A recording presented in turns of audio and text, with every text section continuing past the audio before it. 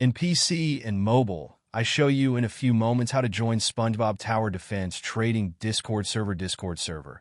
For this, we will start with the way in PC since we are here, and then I will explain you how we can do it also in mobiles. To do this, click on the Discover icon that we can see in the lower left corner of our application. Now click on Servers and go to the search box that you will see in the upper right corner and type Spongebob Tower Defense Trading.